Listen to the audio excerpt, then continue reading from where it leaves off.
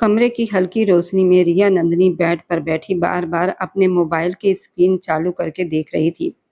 उसके सामने इंस्टाग्राम का वही पेज खुला था जिसे वह दिन में 50 बार देखती थी। तनवीर यादव एक ऐसा नाम था जिसने पिछले कई महीनों से उसकी नींद उड़ा रखी थी।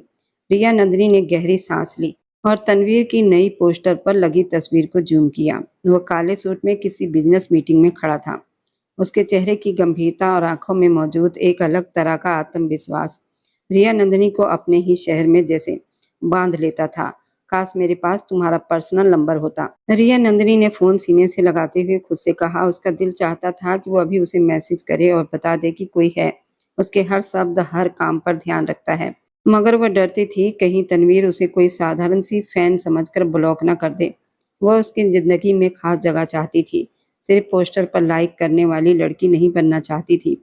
दूसरी तरफ तनवीर के शानदार ऑफिस में काम का बहुत दबाव था, मगर उसका मन कहीं और ही लगा हुआ था। उसकी सेक्रेटरी मुस्कान फाइलें लेकर अंदर आई तो उसे चुप बैठा देखकर रुक गई। सर आप ठीक तो हैं?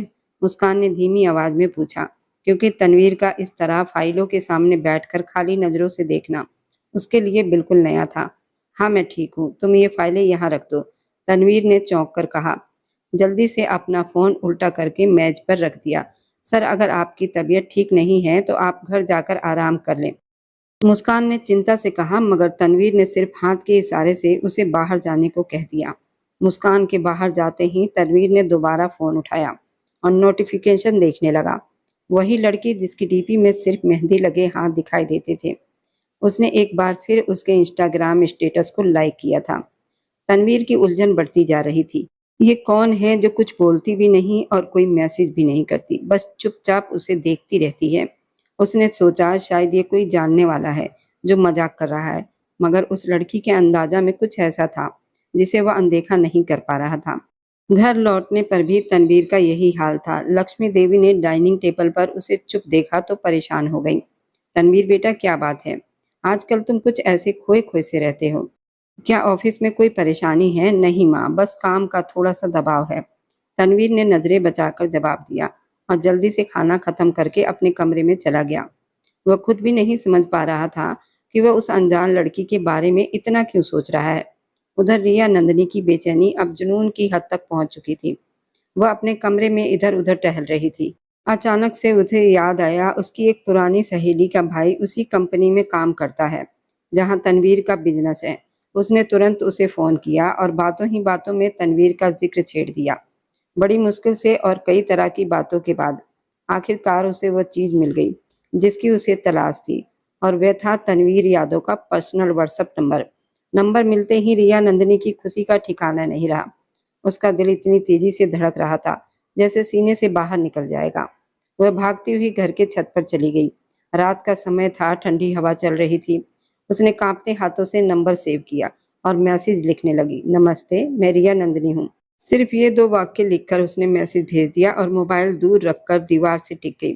उसे ऐसा लगा जैसे उसने जिंदगी की सबसे बड़ी जीत हासिल कर ली हो।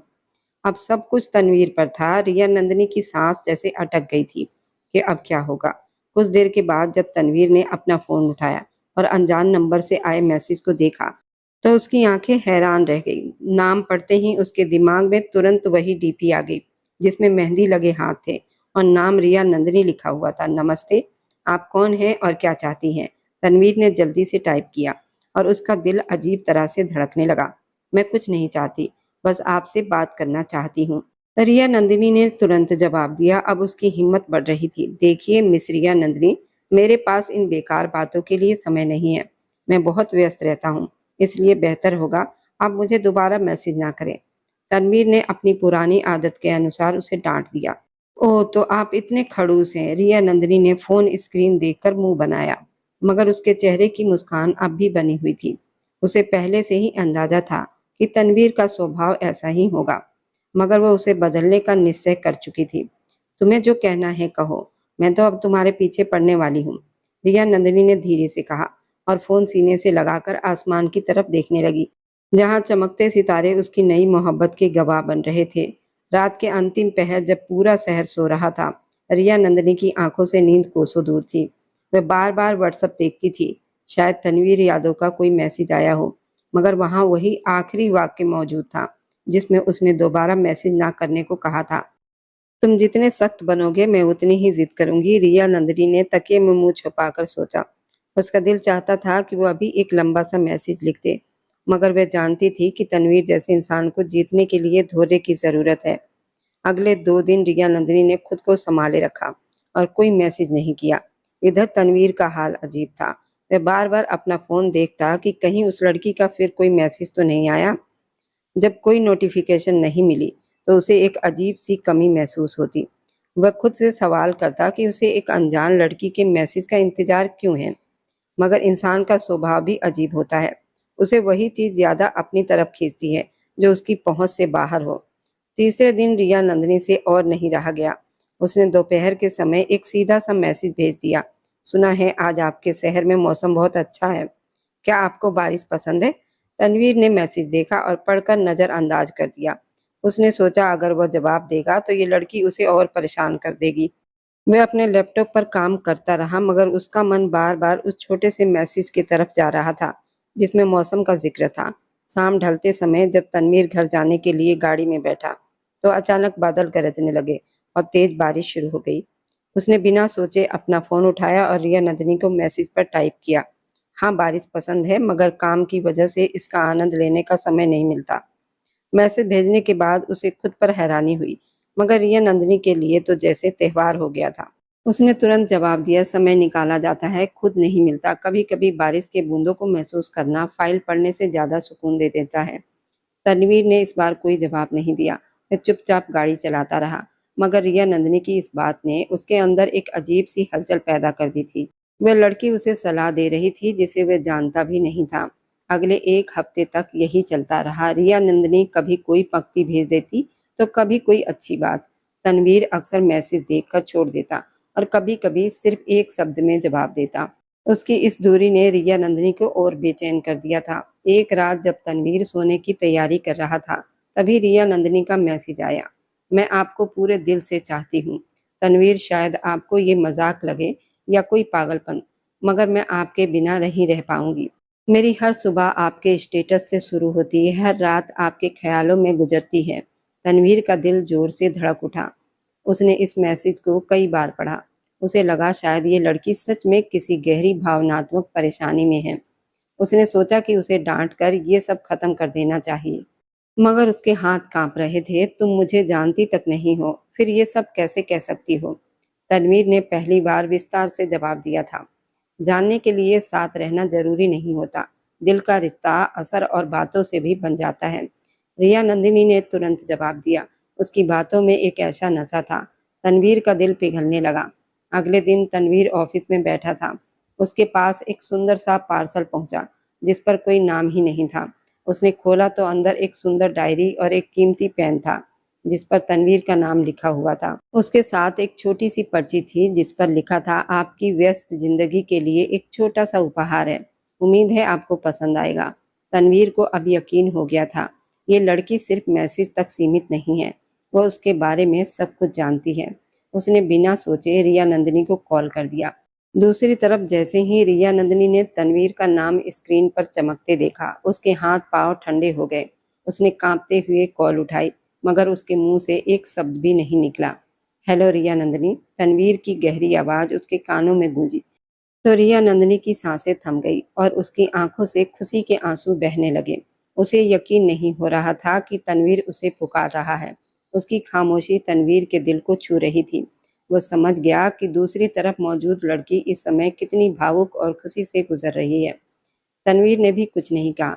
दोनों फोन कान से लगाए एक दूसरे की सांसों की आवाज सुनते रहे। ये खामोशी किसी भी स्वीकार से ज्यादा बड़ी थी। तनवीर को महसूस हुआ कि वह भी उस अनजान लड़की की दुनिया में खिंचता जा रहा है। इस पहली कॉल की खामोशी ने तनवीर के अंदर जैसे कोई तूफान खड़ा कर दिया था। वह रात भर सो नहीं सका। उसे बार बार रिया नंदिनी की सांसों की वो आवाज याद आ रही थी जो फोन पर सुनाई दी थी और फिर अचानक शांत हो गई थी। उसे हैरानी थी कि वह जो भावनाओं से हमेशा दूर रहता था, अब एक ऐसी लड़की के बारे में सोच रहा था जिसका चेहरा भी उसने आज तक नहीं देखा था। अगली सुबह ऑफिस में भी तनवीर का मन काम में नहीं लग रहा था। उसने कई बार व्हाट्सएप खोला, रिया नंदिनी का नंबर देखा, मगर मैसेज नहीं किया। वह देखना चाहता था क्या वह अब भी उसे याद करती है या वो खामोशी आखिरी थी। दोपहर के समय रिया नंदिनी का एक छोटा सा मैसेज आया और स्क्रीन पर चमक उठा। रात आपकी आवाज़ सुनकर मुझे ऐसा लगा जैसे मेरी जिंदगी को कोई मकसद मिल गया हो। मैं जानती हूँ आप व्यस्त होंगे, इसलिए परेशान नहीं करूंगी। बस अपना ख्याल रखिएगा। तनवीर ने मैसेज पढ़ा। उसके होठों पर अपने आप मुस्कान आ गई। उसे रिया नंदिनी का ये अंदाज अच्छा लगा था। वह उसे मजबूर नहीं कर रही थी, बल्कि अपनी मौजूदगी का एहसास करा रही थी। तुम भी अपना ख्याल रखना, तनवीर ने जवाब दिया और फोन मेज पर रख दिया। दिन गुजरते गए और उनके बीच संपर्क का एक अनदेखा सा पुल बनता गया। तनवीर अब खुद भी कभी कभी उसे कोई तस्वीर भेज देता था, कभी अपने ऑफिस के बाहर का दृश्य तो कभी कॉफी की कप। रिया नंदिनी छोटी छोटी बातों पर खुश हो जाती थी। वह उसे अपनी जिंदगी के बारे में बताती, अपने सपनों के बारे में, और ये कि वो कैसे उसे ढूंढती फिरती थी। तनवीर को महसूस होने लगा था कि रिया नंदिनी की बातें उसके दिन भर की थकान दूर कर देती है। वह जो पहले हर समय काम के तनाव में रहता था, अब शाम होते ही मोबाइल की तरफ देखने लगता है। शायद कोई नई बात, कोई नया किस्सा उसका इंतजार कर रहा हो। एक शाम दोनों बात कर रहे थे। तनवीर, आपको मुझसे डर नहीं लगता? क्या मैं कोई धोखा देने वाली भी तो हो सकती हूँ? तनवीर ने गहरी सांस ली और लिखा, धोखा शब्दों से हो सकता है रिया नंदिनी, मगर उन भावनाओं से नहीं जो मैं तुम्हारे बातों में महसूस करता हूँ। तुमने पिछले कुछ हफ्तों में मुझे वो सब सोचने पर मजबूर कर दिया है जो मैंने वर्षों में नहीं सोचा। क्या आपको मुझसे प्यार हो गया है? रिया नंदिनी ने हिम्मत करके पूछा। प्यार? तनवीर ने शब्द दोहराया। मुझे नहीं पता इसे क्या कहते हैं, मगर हाँ, तुम्हारा होना अब मेरे लिए जरूरी होता जा रहा है। मैंने कभी किसी को अपनी जिंदगी में इतनी जल्दी जगह नहीं दी जितनी जल्दी तुमने बना ली है। रिया नंदिनी का दिल ये पढ़कर तेजी से धड़कने लगा। उसे लग रहा था कि वह अपनी मंजिल के बहुत करीब है। वह अब उसे अपनी तस्वीर भेजना चाहती थी, मगर फिर उसे अपने परिवार की वह कड़वी याद आ जाती जो उसके बीते समय से जुड़ी थी। उसने सोचा अभी तस्वीर भेजना ठीक नहीं होगा। वह चाहती थी कि तनवीर उसे उसके दिल से पहचाने, सिर्फ चेहरे से नहीं। उसी बीच तनवीर के दोस्तों ने भी उसमें बदलाव महसूस करना शुरू कर दिया था। वह जो हमेशा सख्त और शांत रहता था, अब अक्सर मोबाइल देखते हुए मुस्कुरा देता था। यार तनवीर, तुम बदल रहे हो, रोहन ने एक दिन लंच पर उसे छेड़ा। आजकल तुम्हारे चेहरे की चमक कुछ और ही कहानी बता रही है। तनवीर ने मुस्कुराकर बात टाल दी, मगर अंदर ही अंदर वह जानता था वो बदल चुका है। वह अब इस नए प्यार की गिरफ्त में आ रहा था जिसका जिक्र रिया नंदिनी ने शुरुआत में ही कर दिया था। समय पंख लगाकर उड़ रहा था और तनवीर यादव, जो कभी पत्थर दिल कहा जाता था, अब मोम की तरह पिघलने लगा था। उसे खुद हैरानी होती थी कैसे एक अनजान लड़की के शब्द उसके पूरे अस्तित्व में हलचल पैदा कर देते हैं।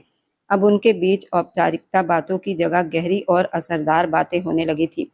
रात के 2 बजे थे। तनवीर बेड से टेक लगाए रिया नंदिनी के मैसेज का इंतजार कर रहा था कि अचानक स्क्रीन चमक उठी। जाग रहे हैं? यह मेरी याद ने सोने नहीं दिया, रिया नंदिनी ने शरारत से पूछा था।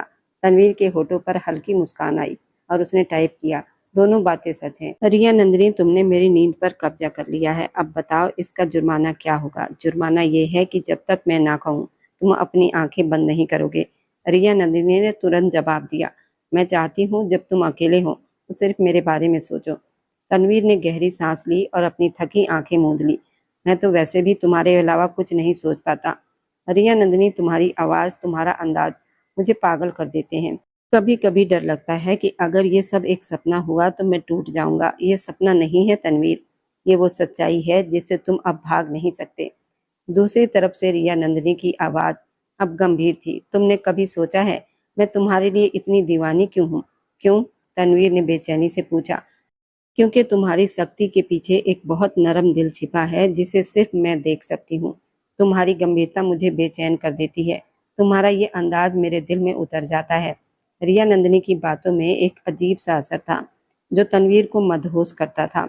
अगले कुछ दिन उनके बीच इसी तरह की बातें होती रहीं।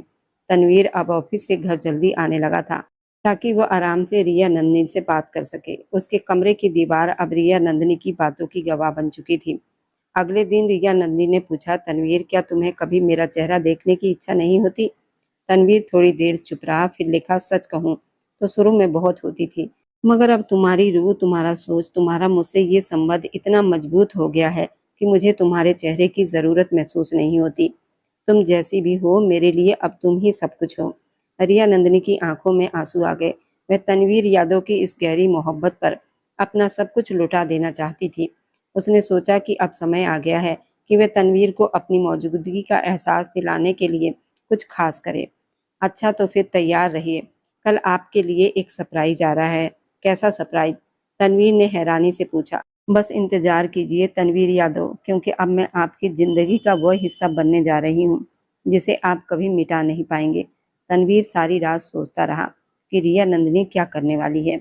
उसे अंदाजा नहीं था कि वह लड़की उसे अपने प्यार के ऐसे रंग दिखाएगी जो उसने कभी सपने में भी नहीं देखे होंगे। अगले दिन जब तनवीर ऑफिस से घर लौटा तो उसके मेज पर वह छोटा सा पार्सल रखा था, जिसे देखकर उसका दिल तेजी से धड़कने लगा। उसने कांपते हाथों से वह डिब्बा खोला और अंदर मौजूद उस काली पट्टी को देखकर हैरान रह गया। उसने फोन उठाया और रिया नंदिनी को कॉल की कि तुमने क्या भेजा है? क्या ये आपको ब्रेसलेट नहीं लग रहा? ब्रेसलेट तो लग रहा है, मगर ये क्या है? तनवीर ने उलझन और हैरानी से पूछा। उसकी आवाज में वही खास खिंचाव था जो रिया नंदिनी को बहुत पसंद था। और फिर रिया नंदिनी ने वो बात कही जिसने तनवीर के पैरों तले से जमीन खिसका दी। अगर ध्यान से देखोगे तो समझ आ जाएगा, वह मेरी बरा की स्ट्रिप है। मैंने खुद काट कर तुम्हारे लिए ब्रेसलेट बनाया है। तनवीर की सांस जैसे रुक गई। वह चुप खड़ा उस काली पट्टी को देख रहा था, जो अब सिर्फ एक पट्टी नहीं थी, बल्कि रिया नंदिनी के अस्तित्व का एक हिस्सा थी जो उसके पास पहुंच चुका था। तनवीर के हाथ से वह काली पट्टी लगभग छूट गई। उसकी आंखें हैरानी से फैल गई और दिल की धड़कनें बहुत तेज हो गई। वह घबराकर कभी उस पट्टी को देखता और कभी मोबाइल के स्क्रीन को, जिस पर रिया नंदिनी की कॉल अब भी चल रही थी।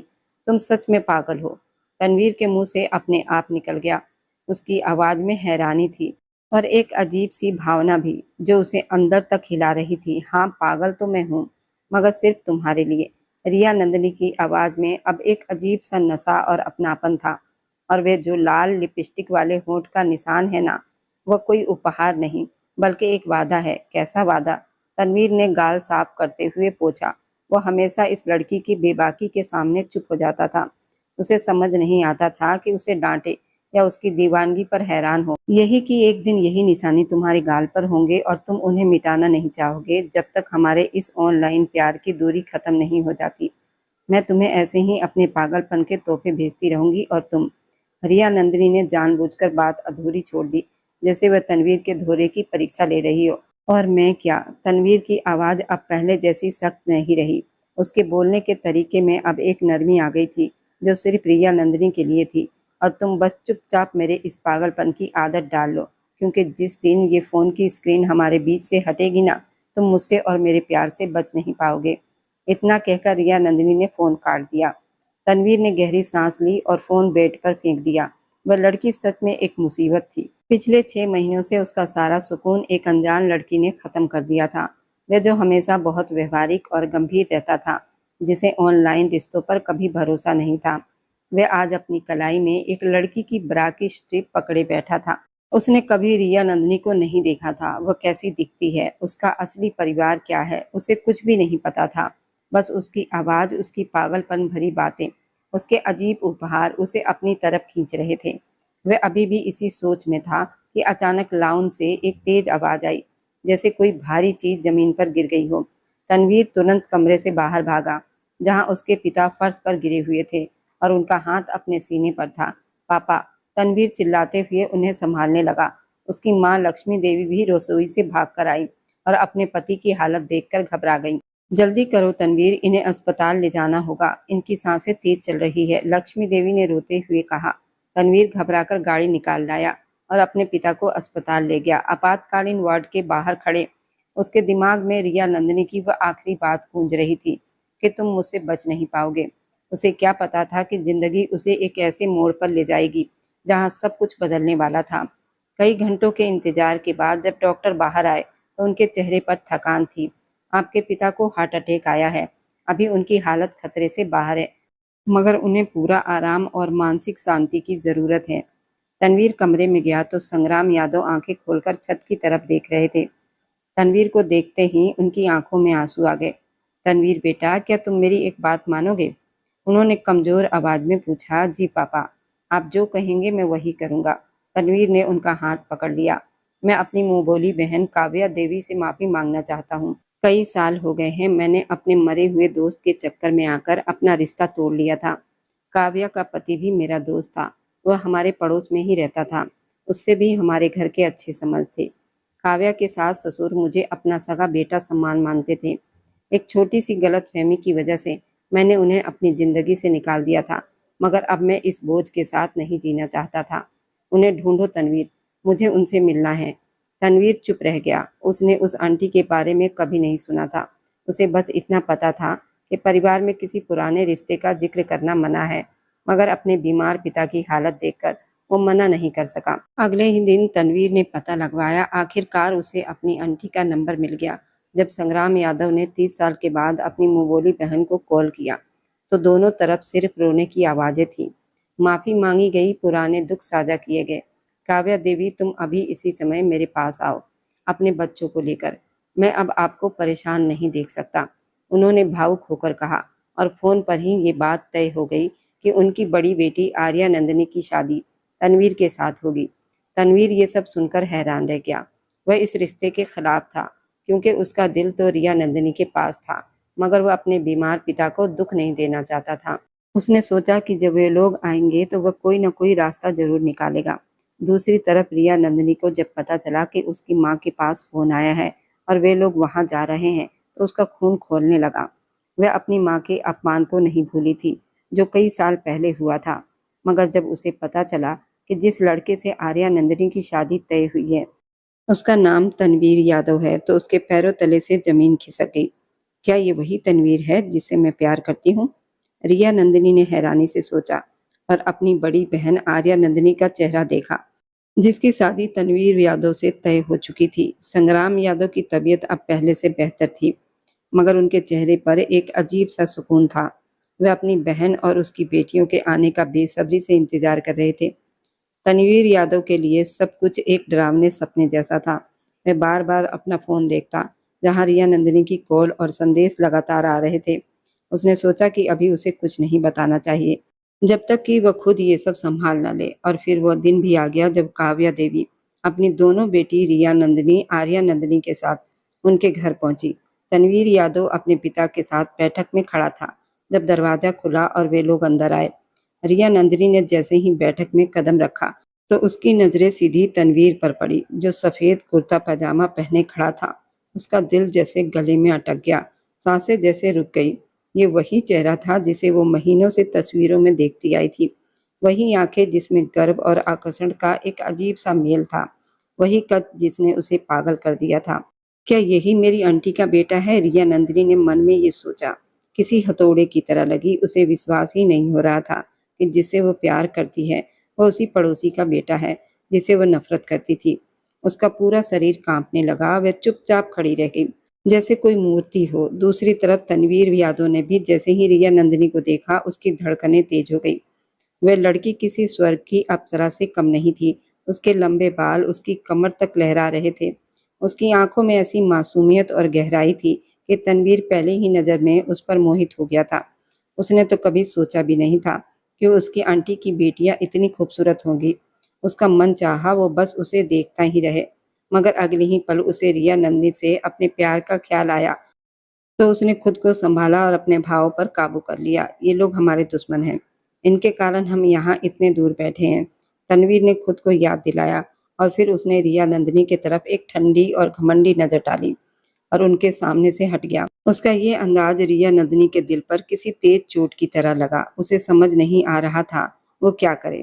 उसका प्यार, उसकी नफरत अब एक दूसरे से टकरा रहे थे।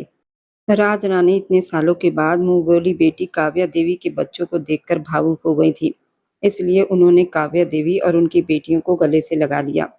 इस समय उन्हें अपने बेटे पर भी प्यार आ रहा था। उसने बड़ा दिल करके अपने पड़ोसी और अपने पुराने दोस्त को माफ कर दिया था, वह भी एक ऐसी बात पर जिसे इस परिवार में उस समय बहुत बड़ा अपराध समझा जाता था। मगर अब उस बातों को भुला दिया गया था, क्योंकि उसकी अब कोई अहमियत नहीं थी। काव्या देवी ने अपनी पसंद से शादी की थी, कोई अपराध तो नहीं किया था। मगर ये अलग बात थी कि कई साल पहले उनके पति इस दुनिया से जा चुके थे। आर्या नंदिनी, जो कि शांत स्वभाव की लड़की थी, चुपचाप अपनी माँ के साथ खड़ी थी। मगर रिया नंदिनी की आंखें अब भी तनवीर पर टिकी थी, जो अपने पिता से बात कर रहा था। तनवीर ने तय कर लिया था कि वह इन लोगों के सामने जितना कठोर बन सकता है बनेगा, ताकि आर्या नंदिनी खुद इस रिश्ते से इनकार कर दे। उसने रिया नंदिनी की तरफ देखा, जो अब भी उसे ही देख रही थी। तुम्हारी सुंदरता मुझे कमजोर नहीं कर सकती लड़की। मैं पहले ही किसी से प्यार करता हूँ। तनवीर ने मन ही मन में ठान लिया, और फिर वहीं से शुरू हुआ एक नया खेल, जहाँ प्यार और नफरत के बीच एक बहुत पतली सी रेखा थी। पर अब उसे खोने के डर से कांप रही थी। तनवीर, जो रिया नंदिनी पर मोहित हो चुका था, अब उसे खुद से दूर करने के लिए हर सीमा पार करने को तैयार था, क्योंकि वह नहीं जानता था ये वही रिया नंदिनी है। यहाँ तो उसकी माँ और बहन उसे नंदिनी कहकर पुकार रही थी। खाने की मेज पर एक अजीब सी खामोशी छाई हुई थी। संग्राम यादव अपनी मुंहबोली बहन के आने और उनके बच्चों को देखकर खुश थे, मगर तनवीर के माथे की लकीरें बता रही थी वह इस माहौल में बिल्कुल खुश नहीं है। तनवीर बेटे, अपनी आंटी को पानी दे दो, संग्राम यादव ने धीरे से कहा। तो तनवीर तुरंत उठा और गिलास में पानी भरकर अपनी आंटी की तरफ बढ़ा दिया, मगर उसका हाथ इस तरह मुड़ा कि उसका बाजू पास बैठी रिया नंदिनी से टकरा गया। रिया नंदिनी ने चौंक कर ऊपर देखा तो तनवीर की ठंडी नजरें उसके चेहरे पर घूम रही थी। रिया नंदिनी ने घबराकर अपनी नजरें झुका ली। उसका दिल इतनी तेज धड़क रहा था कि उसे लगा शायद पास बैठी आर्या नंदी भी सुन लेगी।